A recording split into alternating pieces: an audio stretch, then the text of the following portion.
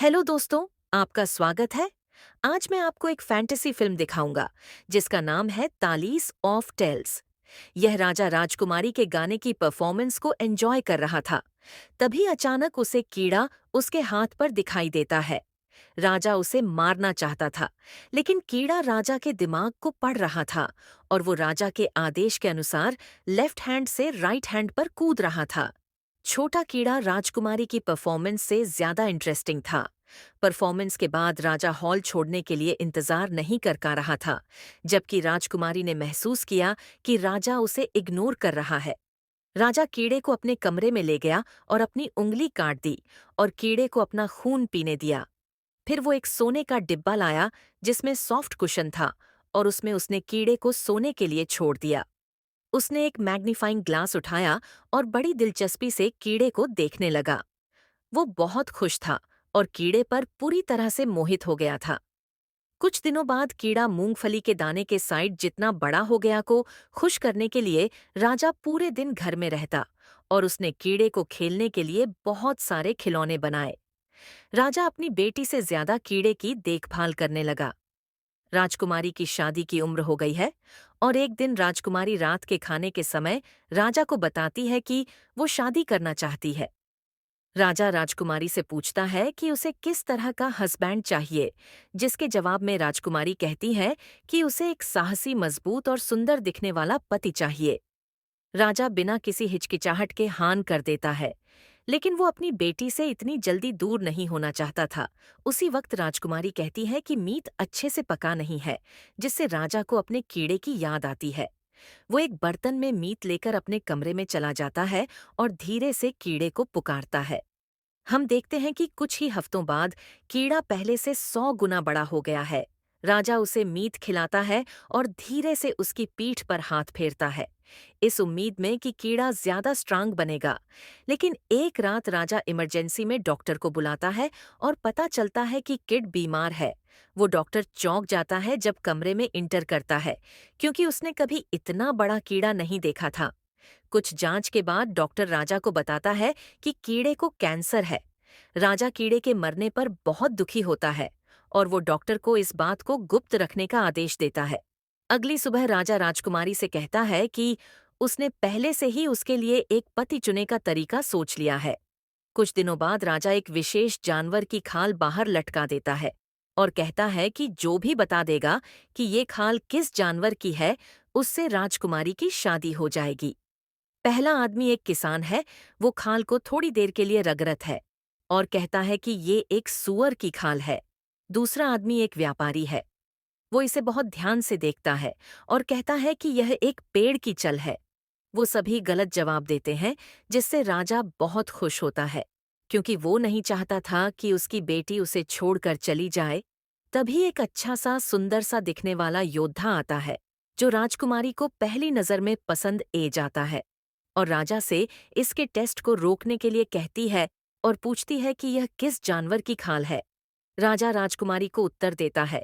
राजकुमारी अपने पिता का जवाब सुनकर परेशान हो जाती है, जब उसे यह पता चलता है कि ये कीड़े की खाल है और यही कारण था कि इसका कोई सही जवाब नहीं दे पाया था। योद्धा भी गलत साबित होता है। उसे लगता है कि ये एक विशाल समुद्री गे है। अचानक एक बदसूरत दिखने वाला रक्षा वहां आता है, जिसको गार्ड्स रोक लेते हैं। पर राजा निष्पक्षता दिखाते हुए उसे टेस्ट में भाग लेने की परमिशन दे देता है, क्योंकि राजा को विश्वास है कि ये बेवकूफ सा दिखने वाला रक्षा सही उत्तर नहीं दे पाएगा। रक्षा खाल के पास जाता है, उसे ध्यान से सूंघता है और फिर तुरंत सही उत्तर दे देता है। राजा शौक है और राजकुमारी इतनी डारी हुई है कि आंसू भारी आंखें लिए हाल से बाहर भगती है और अपने आप को खत्म करने की धमकी देते हुए वो महल के टॉप पर पहुंच जाती है।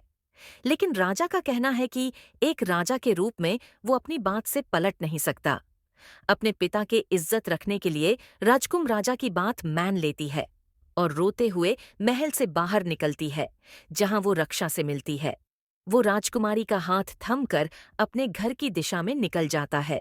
कई घंटे तक चलने के बाद नाजुक राजकुमारी थककर जमीन पर गिर जाती है। रक्षा को राजकुमारी की हालत पर दया ए जाती है और वो राजकुमारी को अपनी बाहों में उठाकर पहाड़ चढ़ने लगता है। वो दोनों पहाड़ों की छोटी पर एक गुफा में पहुंचने हैं, जो रक्षा का घर है।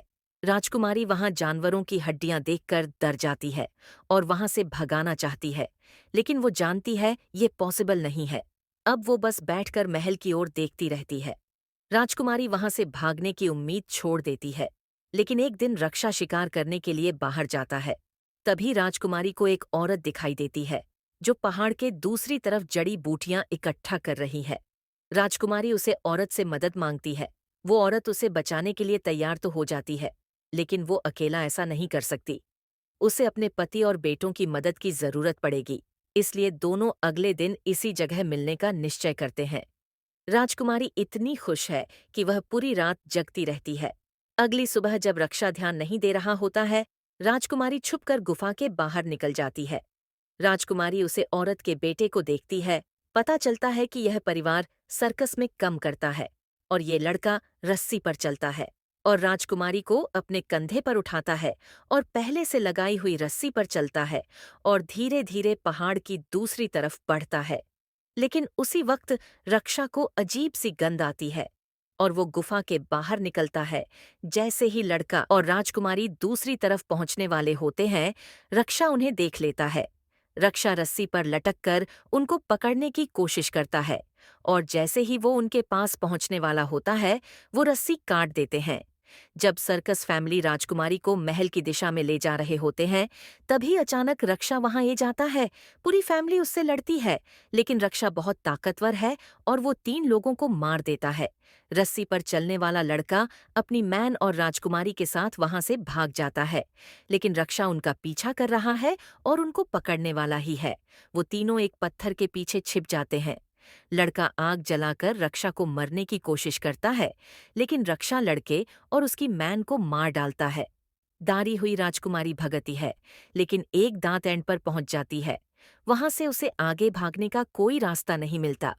रक्षा उसको पकड़ लेता है और उसका गला दबाकर उसे मरने की कोशिश करता है, लेकिन मार नहीं पाता, क्योंकि रक्षा को उससे प्यार हो गया था। राजकुमारी भी रक्षा से प्यार का नाटक करती है और मौका पाकर रक्षा को मार देती है। महल में राजा कीड़े और अपनी बेटी से दूर होकर बहुत दुखी और बीमार है। तभी उसको बताया जाता है कि उसकी बेटी वापस आ गई है। राजा राजकुमारी से मिलने जाता है और उसकी यह हालत देखकर बड़ा दुखी होता है। अगले दिन राजा अपना राज्य राजकुमारी को सौंप देता है और पूरा राज्य सेलिब्रेट करने के लिए वहां जमा हो जाता है। मूवी यहीं खत्म हो जाती है। तो आपको कैसी लगी है फिल्म कमेंट में हमें ज़रूर बताइए, और अगर आपको मेरा वीडियो पसंद आया तो प्लीज़ इसे लाइक और शेयर कीजिए और इस तरह की वीडियो देखने के लिए इस चैनल को सब्सक्राइब कर लीजिए। देखने के लिए थैंक यू। मिलते हैं